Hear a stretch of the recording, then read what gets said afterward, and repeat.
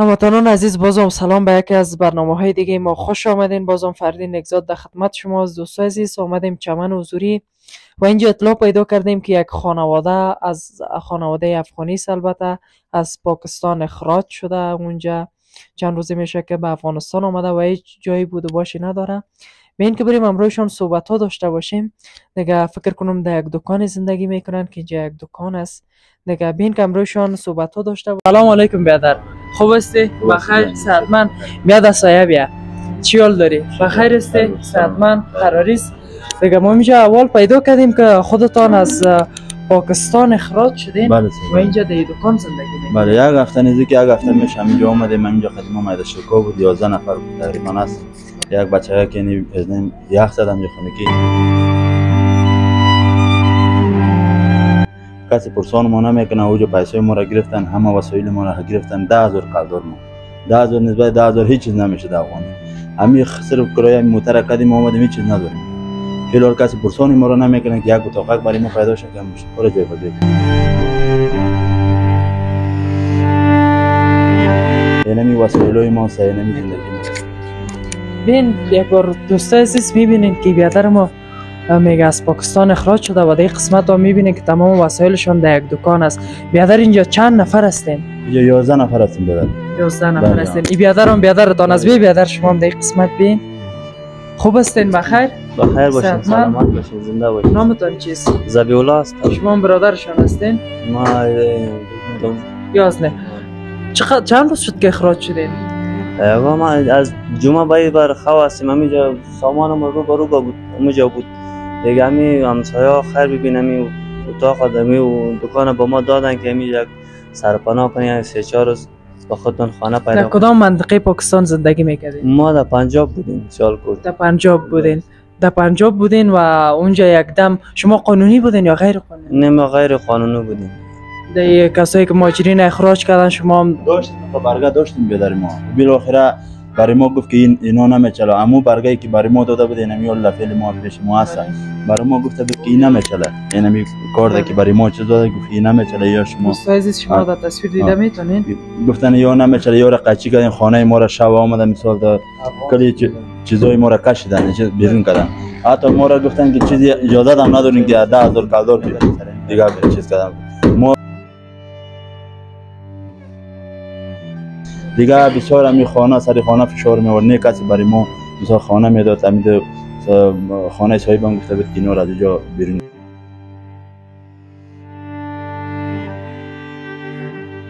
چند سال شد که اونجا زندگی میکنین؟ 8 سال میشه که ما در پاکستان. در افغانستان هیچ جایی به خاطر بوده باش نه، صرف همین یک زمین خالی داریم ما در ولایت تخار. دیگه کدام چیزی از تخار هستیم. خودتون از تخار هستیم. مستقیم کابل آمدیم. مستقیم کابل آمدیم. دوست عزیز در تصویر دیده میتونین که بیادرای ما را از پاکستان اخراج کردین و در وضعیت بدی قرار دارن که وسایلشان در یک دکان زندگی میکنن که دکان هم کانکریتی است و اینجا یک چند شب هم اینجا میباشین. شب هم اینجا میباشن. شما دوست عزیز در تصویر میبینین که تمام وسایلشان اینجا است و کامرامین مو طرف هم دور بخود او قسمت ها میبینین که تمام وسایل بیچاره اینجا است که اینا از پاکستان اخراج شدن. در افغانستان هیچ نوع جایی به خاطر بوده باش ندارن.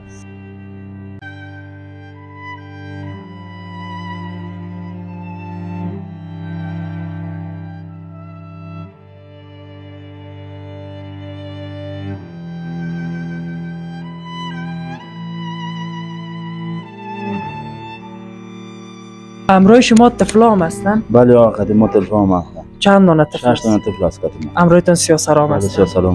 مجموعه چند نفر هستین؟ نزدیک 11-12 نفر هستیم خدمت خرد بچه.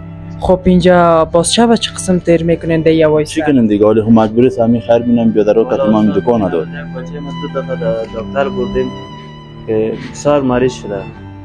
خودمون بسیار پریشان هستیم. دکتر بردیم خوب نشد. دیگه دفعه دیگه بردیم دکتر. دیگه گفته که اینا سرد زده گلونش و دیگه خنفس خورده. ما شب همینجا استراحت میکنین؟ بله همینجا استراحت. کلان نیست و بالاخره ما کلان ها برداشت میکنیم. خورد هستن طفلا اینجا خنک و سرد و چیز. ما در پاکستان زندگی استادی را بگو که دلیل اخراج شدنتان چی بود از اونجا؟ دلیل اخراج شدن هیچ نمیفهمم. والا همینا که وقتی در بله افغانی را بالاخره چیزی که وقتی به مردم داده او هم همون شناختی کار دیگه کدام کار دیگه پاکستانی داره اونا را بالاخره چیز میکنن ولی کسی کمی ثبوتی کم ضعیف داره اونا را بالا در زمستان ما که در میدیا میبینیم اخراج افغانی ما بیشتر شده در این روزا. دوستای عزیز این هموطنای ما سخت به کمکتان نیاز دارن. فعلا در یک دکانی هستن که در چهارراه در چمن حضوری زندگی میکنن، بغل چمن حضوری با طفلا با سیاسرا. خودتان هم در تصویر میبینین که اینجا فقط یک دکان خالص کانکریت است در این هوای سرد با این امرای کالای خانهشان که است.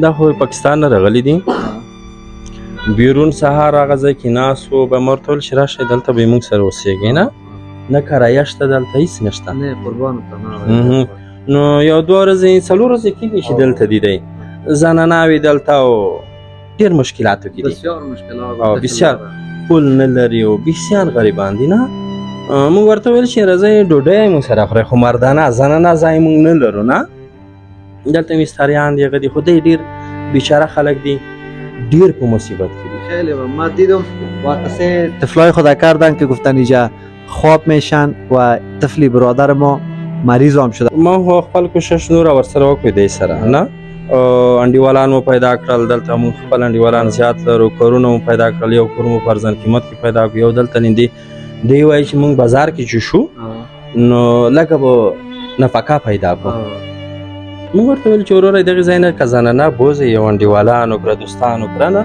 انشاءالله لږ به په هغه کې وایي محفوظ کې وایي نو تاسو راځئ دلته اوسېږئ موږ سره کوم مشکل نه کنی دغې موږ 9000 روپۍ کرایه واخته 10000 څومره کرایه از به جایی که در سر سرک باشن اینجا فعلا برایشان بهتر است.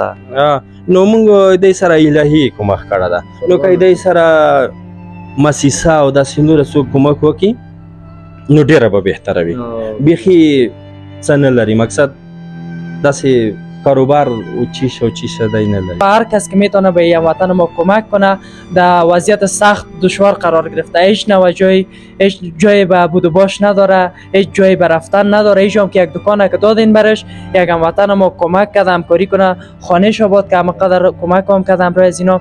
شماره دوستای ما در این پایین صفحه است شما میتونین مستقیم خودتان نه با من نه با دیگه کس میتونین مستقیم با خودش در تماس شوین با همراهشان همکاری داشته باشید.